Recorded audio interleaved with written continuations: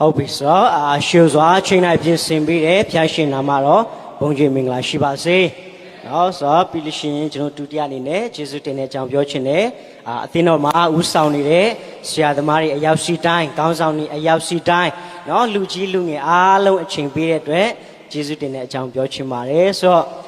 ့ဆောနာရှိမှာနော်ဆရာတွေအများကြီးပြောသွားကြတယ်ဆိုတော့အခုအလုံးမလုံးခင်ကြတဲ့ကအားလုံးခွန်အားရှိကြမလို့ယုံကြည်တယ်နော်ဆိုတော့ဒီနေ့ဒိုင်းဝတ်ပြုဆောင်တဲ့ဒါကျေးဇူးတော်ချီးမွမ်းခြင်းနော်ဆိုတော့ကျွန်တော်ဒီနေ့နဲ့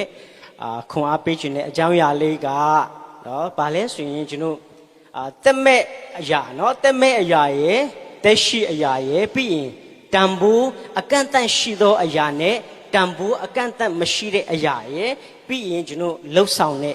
အကန့်ဓာတ်ပေါ့နော်ဆိုတော့အဲ့ဒါလေးဆိုတော့တက်မဲ့အရာလို့ပြောတဲ့အခါမှာကျွန်တော်ဝတ်ပြုဆောင်သေးလို့ပြောတဲ့အခါမှာကျွန်တော်ဒီမလေးရှားကကျွန်တော်ကိုယ့်ရဲ့နိုင်ငံမဟုတ်တဲ့အခါမှာကျွန်တော်အဆင်ပြေတဲ့ကျွန်တော်ဘတ်ဂျက်နိုင်တဲ့အရာလေးတွေကျွန်တော်ကြည့်ပြီးတော့မှယုံကြည်သူတွေစုဝေးနိုင်ဖို့ရန်အတွက်တနေရာထဲမှာယုံကြည်သူတွေကျွန်တော်အတူတူကဖျားဝတ်ပြုနိုင်ဖို့ရန်အတွက်စုဝေးနိုင်ဖို့ရန်အတွက်နော်ဆိုတော့ကျွန်တော်အခန်းကြီးငှားကြတယ်ဆိုတော့ကျွန်တော်အဲ့လိုငှားတဲ့အခါမှာနေရာဒေသအလိုက်နော်ဒါတန်ဖိုးကအကန့်အသတ်ရှိပါတယ်နော်ဆိုတော့သူ့နေရာနဲ့သူကျွန်တော်အဲ့လိုအတူတူကစုယုံပြီးတော့မှအဲ့ဒီကနေပြီးတော့မှကျွန်တော်အတူတူကလက်တွဲပြီးတော့မှအလုံးလုံးနိုင်ဖို့ရန်အတွက်ကျွန်တော်ငှားရမ်းကြတယ်အဲ့မှာဖျားဝတ်ပြုကြတယ်ဆိုတော့အဲ့ဒီသက်မဲ့အရာနော်ဒါဝတ်ပြုဆောင်တဲ့လို့ပြောတဲ့အခါမှာဒီခန်းကြီးကတော့အားလုံးဒါ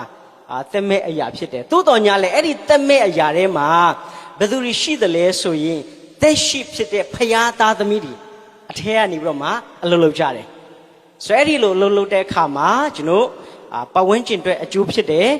နော်ဖျားကိုမသိတဲ့သူတွေဖျားကိုသိလာတယ်မြောက်များစွာသောလူတွေပြောင်းလဲလာတယ်ဆိုတော့နော်ဒါသက်မဲ့အရာထဲမှာတက်ရှိအရာတွေကနော်ဖျားသားသမီးတွေတက်ရှိဖြစ်တဲ့ဖျားသားသမီးတွေကျွန်တော်အလုပ်လုပ်တဲ့အခါမှာမြောက်များစွာသောလူတွေအတွက်အလင်းဖြစ်လာတယ်နောက်တစ်ခုတန်ဖိုးအကန့်အသတ်ရှိသောအရာလို့ပြောတဲ့အခါမှာခုနကပြောတဲ့ဒီသက်မဲ့ဒီဟောခန်းကြီးကတော့ဒါတန်ဖိုးအကန့်အသတ်ရှိတဲ့နေရာဒေသအလိုက်နော်တန်ဖိုးအကန့်အသတ်ရှိတယ်ဆိုတော့ဒါပေမဲ့အဲ့ဒီတန်ဖိုးအကန့်အသတ်ရှိတဲ့အထဲမှာဖျားရဲ့သားသမီးတွေနော်ဖျားကအိမ်မတမတ်တန်ဖိုးထားတဲ့ဖျားသားသမီးတွေအထဲမှာတန်ဖိုးဖျားကတော့ရှမသက်အခန်းကြီး16အပိုင်းငယ်26ထဲမှာရှိကြည့်တဲ့အခါမှာ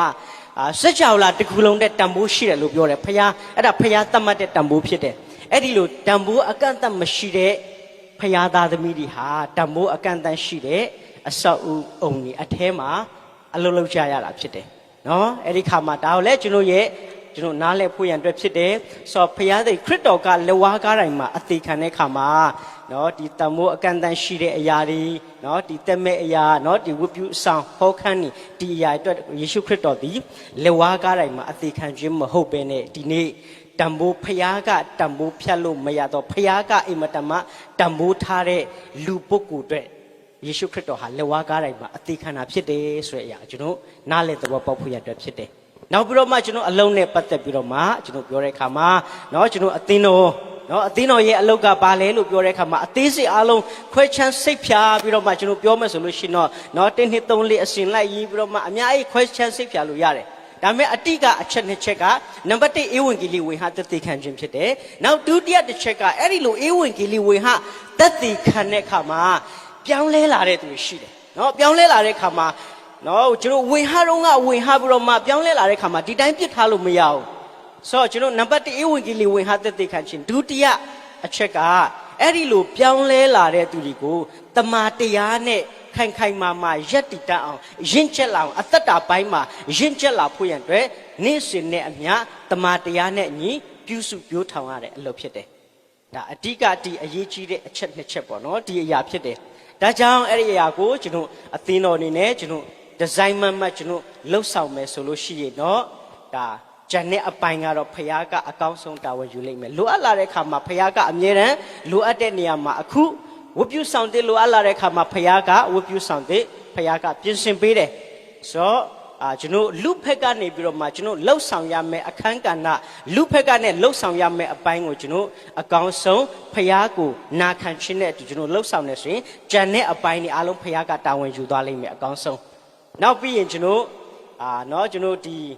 အလင်းဖြစ်ခြင်းစားဖြစ်ခြင်းเนาะတရားဒီကြည့်တဲ့အခါမှာအဲ့ဒါလည်းအတိကအဖြစ်ကျွန်တော်အတိကအလုပ်ဒီပါပဲเนาะဆိုတော့ကျွန်တော်ဒါအလင်းဖြစ်တယ်ဆိုတဲ့အခါမှာเนาะဒါ